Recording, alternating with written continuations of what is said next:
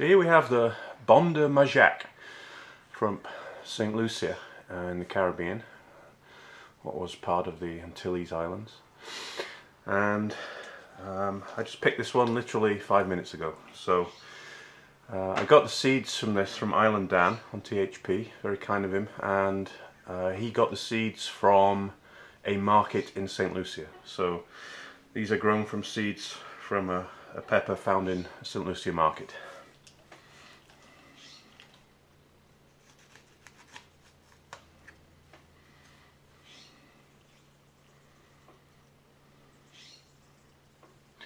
So it's very similar to a Fataliis in many ways. They smell very, very pungent. Very much of the typical Chinense flavour. They smell very similarly to a Fataliis actually. So they're, I think they're supposedly quite hot. I've never eaten one before. This is the first one that ripened off the plants, if you can believe that, on October the 20th or whatever it is. But looking forward to eating this one. It's a really nice smell it's giving off.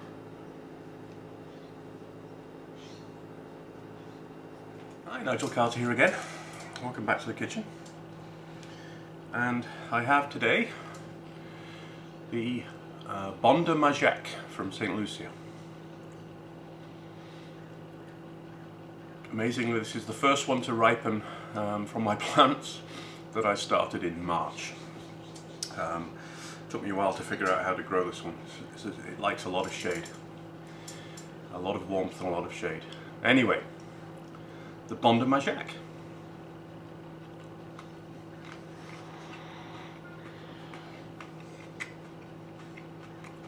Very sweet, really sweet.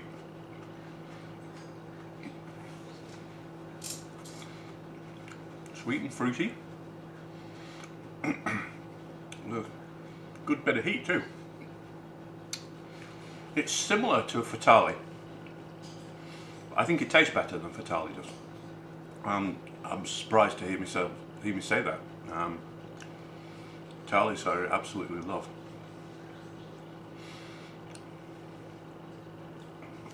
Yeah, it's got a beautiful Chinense flavour.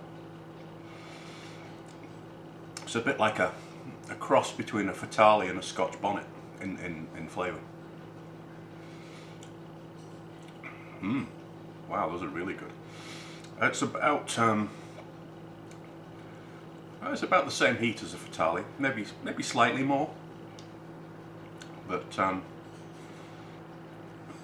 yeah, maybe slightly more heat than a Fataliis. And at the moment it's all tongue, but a little bit going to the back of my throat, catching the back of my throat, but not much. But it's a very clean tasting pepper. There's a sweetness, a little bit of acidity. Beautiful Chinense flavour that just stays with you. And the fruitiness is, it's a subtle fruitiness, sort of apricot-y in a way.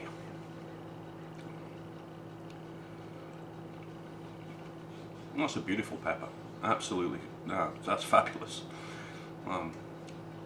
Pleased that I decided to try and grow those.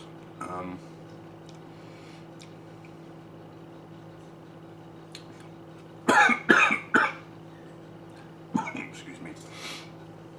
I'd say about as hot as a Fataliis. No hotter. Certainly not milder either. That's got a good lick of heat to it. It's really gone to the back of my throat now. It's really building in the back of my throat. It's a little bit on the front of my tongue, but not so much. But as I say, it's a little bit like tastes to me anyway, a little bit like a cross between a Scotch bonnet and a Fataliis. It has the same kinds of flavours as a Scotch bonnet, but with more heat. And sort of going towards that slightly Fataliis type flavour that's a little different to Scotch bonnets. But it's a very clean tasting pepper. Very, very, very nice tasting pepper. I love Fataliis, and I think I like that one better than Fataliis. surprising what you find.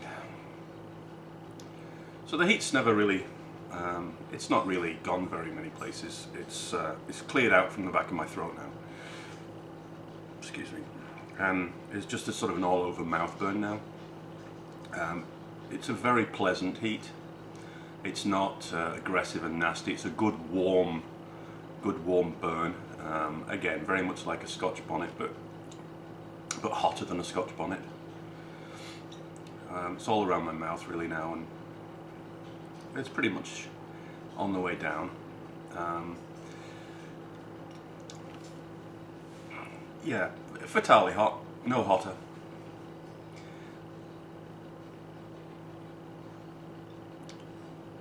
Just leaves a beautiful Chinense flavour in the mouth. Yeah, those are really nice. I like that one a great deal. So I'll definitely be growing those again. I don't know if there's going to be room for my beloved Fataliis next year. So that was a short and sweet one. Nice and sweet, a little bit of acid, beautiful flavour, and quite hot. Quite hot. Certainly up near, as I say, Fataliis hot. About the same, maybe slightly more than a chocolate habanero. But yeah, beautiful pepper, really nice. Really pleased that I have those. So, this is Nigel Carter saying thanks very much for watching, and I'll be back with some more reviews soon. Thanks very much.